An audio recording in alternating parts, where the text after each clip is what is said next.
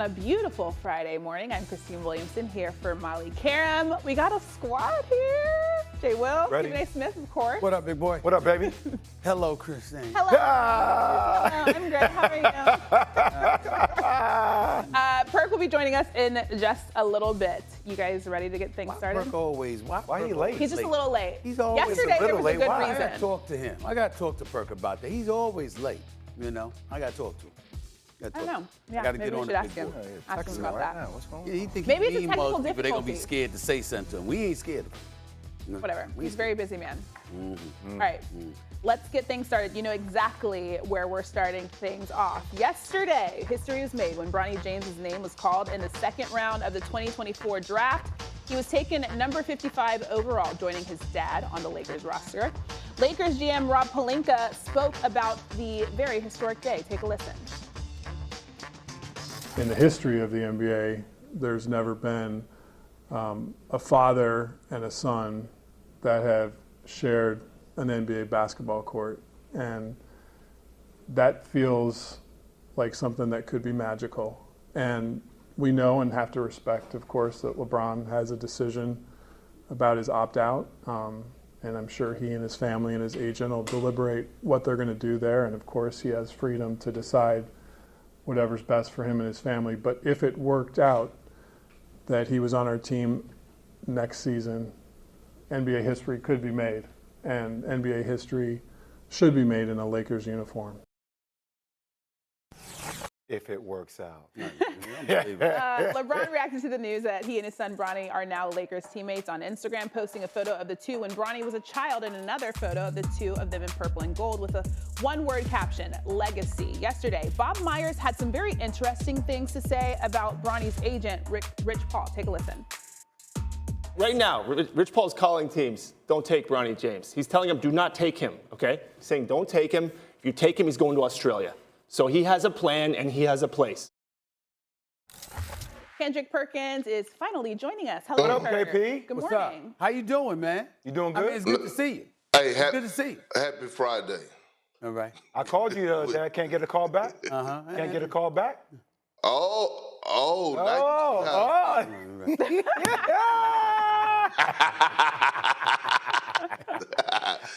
Perk. I'm going to start with you. man. What's your reaction to what Bob Myers had to say? I mean, first of all, let me say this, right? Congratulations to Bronny and all the young men that got drafted over the past 2 days, right? Dreams come true. Congratulations to LeBron James, Savannah, and Bronny, especially, right? Because they're on the verge of making history when LeBron James do sign his contract with the Los Angeles Lakers, and they figure that out, okay? I'm genuinely happy for them. But Rich Paul. See, the problem I have with Rich Paul is that my thing is, over the last few weeks, he's been doing interviews and he's been saying things like, you know, it's not a big deal and we're not trying to focus on LeBron and Bronny playing together. But Stephen A., I'm going to go back to the line that I love that you use, okay? I love it. One of my favorite lines from you. If it walk like a duck, if it quack like a duck, damn it, it's not a mongoose. And so all signs have been leading up to Bronny being drafted by the Lakers so him and his dad could share the floor together and be on the same team. I mean, just think about it. He only worked out for 2 teams, the Los Angeles Lakers and the Phoenix Suns. Okay, cool. On top of that, after what Bob Myers said yesterday, about that Rich Paul was calling teams and saying, don't draft Bronny.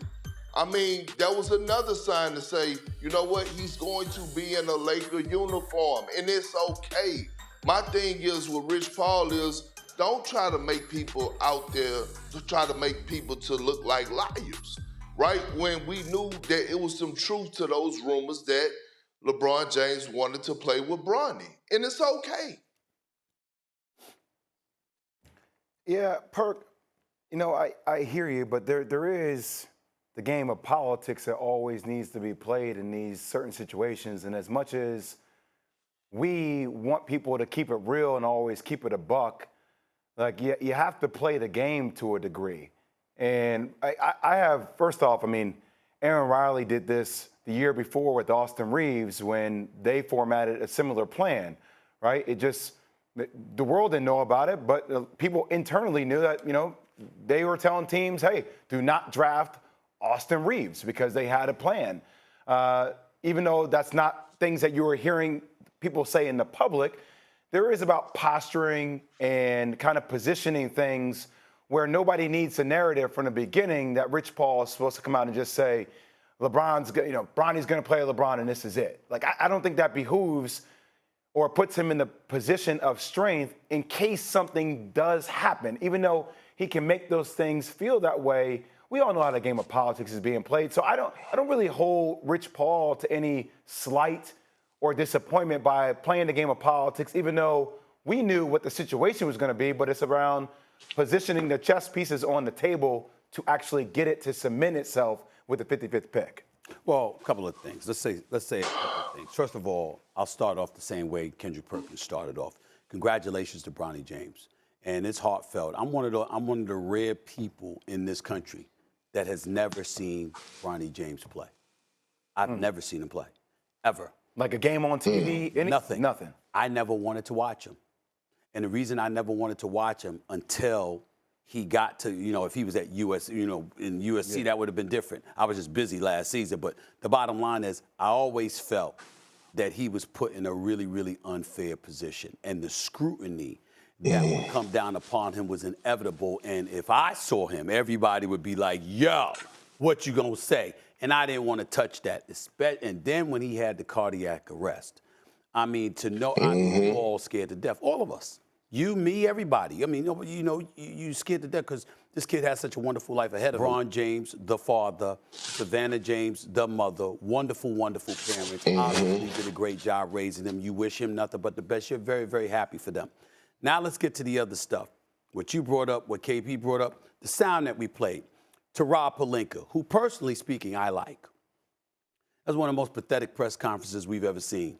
I picked up the phone and called Frank Valentini. You don't know that name. Let me tell you who that name is. That's the executive producer of General Hospital. I said, you need a writer? You need another producer? You need somebody? Because I said, go watch the press conference of Rob Pelinka yesterday.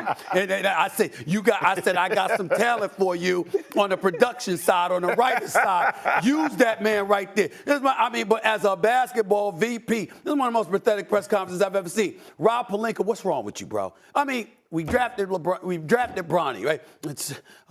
It's just, and now if LeBron James is, if that works out, and we'll have to wait and see. The man is in LA. The man has said for years all he wants to do is play with his son.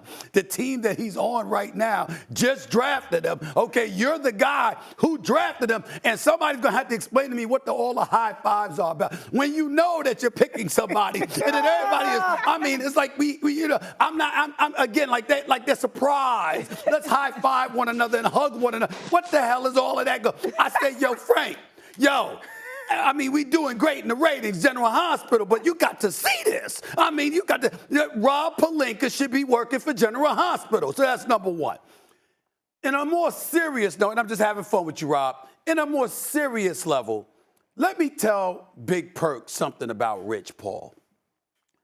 Rich Paul is somebody. First of all, I love him. We all love Rich. We all love Rich. I mean, he get on our damn nerves sometimes and stuff like that. Because it's Rich Paul. You understand what I'm saying? That's what he tended to do. But we all got love for him. You must learn, Perk, how to ignore him. Now, I know that Rich Paul like to go on podcasts and be like, nobody told me to shut the hell up and all of this. Yeah, we do, because Rich Paul think he a producer. I don't know if you know this. Rich Paul thinks that Rich Paul should be sitting where we sitting. Rich Paul thinks that he should be sitting behind the scenes where the producers are and producing content. I'm telling you what I know. This brother tries to produce sports television shows. This is what he tries to do. You should be saying this. You should, man, shut the hell up and do your job and let us do our job. Of course, Rich Paul, like you just said, he's going to do that. There's nothing to be offended by. He's a masterful politician. No problem with that. I think what Perk is speaking to, and we're certainly not comparing Rich Paul to who I'm about to bring up, but I'm just using this example that I'm about to bring up to crystallize the point in a far more innocuous way. Lance Armstrong. We knew your ass was on steroids. lie about it. Religiously, perpetually, all right? But our issue was how you were willing to hurt people along the way when you knew you were lying. In a far more innocuous, harmless way, that's basically what Kendrick Perkins is alluding to. Rich Paul will know this, he's doing exactly what you said, but he will talk about folks who see through it like you are completely lost. You have no clue. You have no idea what you're talking about. When he knows you're right, that is what Perkins alluded to with Rich Paul. I've just learned to love Rich Paul for it because I understand it's harmless. He's got to do what he's got to do and all of this other stuff. But the man knows what he's doing. He's elevated in this business. We've got profound respect and love for him. But I got respect for all the brothers. And I'm going to apologize. I'm going to look America in the face. I ain't apologizing that to anybody. Eric and Aaron Goodwin. Bill Duffy. Bill Duffy. Let's remember that. Okay, let's not forget those days. Rich Paul ain't the only black agent out there doing big things. He's got people working under him doing big things for Clutch Sports. They deserve some love too. So I'm rooting for all of them. I ain't rooting against anybody. But that's all Big Perk was talking about. Rich Paul calling teams. Bob Myers and Woj was telling me yesterday, teams do this all the time. What Rich Paul was doing yesterday, they do every damn draft. It's nothing new. It's just that Rob Pelinka was trying to audition for a spot on General Hospital, and Rich Paul, was buying in. That's all. That's all it's going to be. Can I? Yes. Okay, so I'm glad we got all that out the way. Yeah, got all that out the way. Yeah, good. I want to get your opinion, both you and Perk, on something. So last night, I hear Woj talk about, I don't want to hear anything around nepotism, right? Neither do I. And by the way, I saw you on Get Up, and I completely agree with you, but go ahead. Yeah, that's my point I want to bring Say it to the audience again.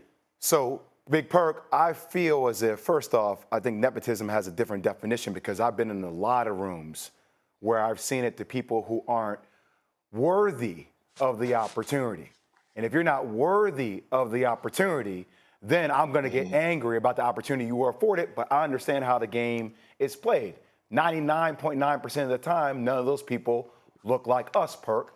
And I think when I saw a lot of this chatter online from people that look like us, I'm like, hold on, don't we need more instances of black nepotism, especially when that person has the disposition and a demeanor of somebody that's worthy of being put in that position. Okay. So when I look at Bronny, I watch games. I've seen games where he showed up to games 2.5 hours early. That's right. Where he stayed after the games working out. Yeah. Where I've talked to him and he said the right things. After Laker games, he's on a basketball court shooting. Even the way he's handled the McDonald's All-American game. Even the way LeBron has handled his career. Why is that not worthy of the opportunity of being drafted in the second round? Which, by the way, none of these fans could tell me any other player that was drafted with the 55th pick in the second round of any other year in the draft. But it's not a guaranteed contract, and it's the opportunity for him to prove what he needs to prove. Bronny, thank you to Bronny and LeBron James because they made the NBA draft, right? Like the most talked about prospect in the draft, and he was the 55th pick. That's what made it interesting. I can't wait to see what the ratings are coming out tomorrow because I know everybody was waiting. It blew up the internet because it was a special moment. But here's the thing. You should be proud of it. You should be proud of it when it comes down to nepotism because think about this. Nobody ever talks about this, but Giannis, when Giannis does something, his brother, I hope I'm saying that right. You know, it took me a while to Correct. start. Yes, he's been on the bench with Giannis, I think, for the last 5-6 years? And we know if Giannis was not Giannis Antetokounmpo, that the Nasties would not be in the NBA. I'm okay with it. I'm okay with it. Because if you have an opportunity to flex and show how powerful you are as a black man or a black individual and you can pull those strings, damn it, do it. It's been done all over the world. We've seen it time and time again. We've seen it in these spaces that we're in right now. Jay Will, we've seen it in the spaces in the NBA. It's been around for years. So if you have an opportunity to do it and flex your power, damn it, have at it. Let me say something, and I'm going to get a little deep with this. Forgive me. And if it gets to a point where I get personal with it, so be it. It's on me. We live in a country where nepotism has taken place with white folks religiously forever. We've said little to nothing about it. In the NBA specifically, in a league where at least 70% of the players are black, we've seen nepotism with white folks all over the place. Ownership, executive ranks, player personnel, scouting, coaching. The list goes on and on. Yep. We've said little to nothing about it. And now this happens with LeBron James, a member of the Mount Rushmore of basketball. And all of a sudden, you've got people running their mouths. LeBron James is approaching 40 years of age. He ain't somebody that faded into the twilight. He's still an all-world player. LeBron James, if LeBron James was on the New York Knicks now, you trying to tell me the New York Knicks wouldn't be one of the favorites to win the chip? Right now, approaching age 40. So to be in Los Angeles, to still be box office, to still be the magnifying talent that he is, yes, he has manipulated the proceedings somewhat. We get that. Bronny James would not be on an NBA roster if it were not for LeBron James. He would not have gotten drafted in all likelihood yesterday if it were not for LeBron James. We all know this. We accept it. The issue is the resentment that's emanating from people out there. How dare you resent LeBron James? And if you're LeBron James, be mindful. See, now you're going to hear people book it. Book it. This is my expertise, media. I'm telling you what I know. Book this. In the days and the weeks to come, we're going to bring up how he took his talents to South Beach. We're going to bring up how he went back to Cleveland. We're going to bring up how he once held free agency hostage. You're going to hear all of these things along the way because it's a resentment of power.